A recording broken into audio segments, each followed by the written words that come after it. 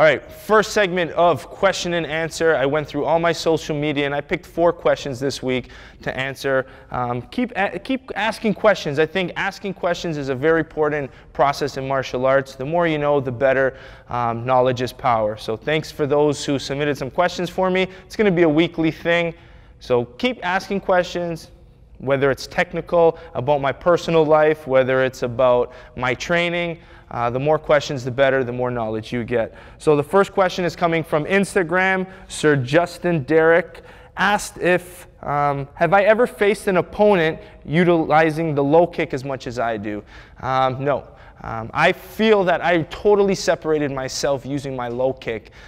People think a low kick is a low kick, and as you see my low kick tutorial video and as the series progresses, you're going to see how I utilize my low kick that makes it so different than my opponents. I don't even think I've been hit with a solid low kick that I even thought about slowing down. So my answer to that question is no. And that's where I found, and this is what I want to continue teaching in my series, that my low kick is superior to everyone else. Mark that down. Second question.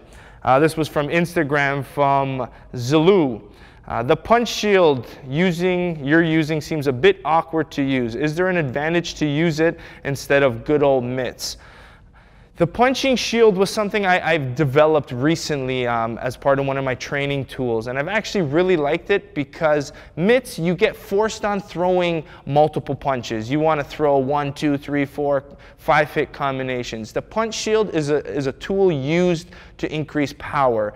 I use it to do a lot of single power drills. So if you watch my videos when I'm using the punch shield, I'll throw multiple lead hand attacks. So I'll either throw 1 power left hook, 1 power right, power uppercuts, or I'll put 2s and 3s. It's not meant for multiple hand striking. So again, it's good for power. You get a good feedback. When you land it, you want good feedback in your hand. When you hit something, you need that kinesthetic awareness to know how good or bad the punch is, and I find the punching shield is really good. I've seen a lot of the greatest boxers use it.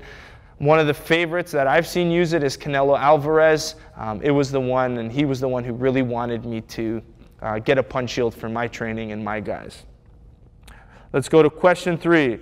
Is all this YouTube content going to be free? This is from Jamie Barcelo. Yes, and this is the whole thing. I'm here to promote the sport of kickboxing. I'm here to show how amazing this sport is. And I feel by giving this content for free, it's just going to hit a larger audience, and that's the way the sport's going to grow. If I keep it very selective, less eyes are going to be on this content and this great stuff. So for me, it's about getting this content to as many people as possible and building the sport of kickboxing and glory, a sport that I've dedicated my life to. And I want everyone to be as passionate and be given the resources that I have in order to improve themselves as a martial artist through their lives. Another question about Joe. I've often heard of Mike Tyson being referred to as the hardest hitting boxer of modern days. Who would I say is the hardest puncher out there across the boxing, kickboxing, Muay Thai world? And this is from Jack G79 on YouTube. I'd have to say, I'm going to look at glory in kickboxing for this question. I think the hardest shot I've seen in kickboxing was Glory 9, and it was Tyrone Spong versus Michael Dute. I fought Francois Ambang that night where I utilized my low kicks, but Tyrone got knocked down in the first few seconds of the fight. I think it was the first punch that Michael Dute threw. Tyrone Spong came down, and then he threw a nice overhand right, I believe, that just knocked Dute totally out. That's probably the hardest shot I've seen. So right now, I know he's currently not active, but one of the hardest shots and one of the hardest hitters would have to be probably Tyrone Spong. I've also seen Gokhan Saki go. If you watch his punching power against Daniel Gita, Glory 6 Istanbul, another good power puncher.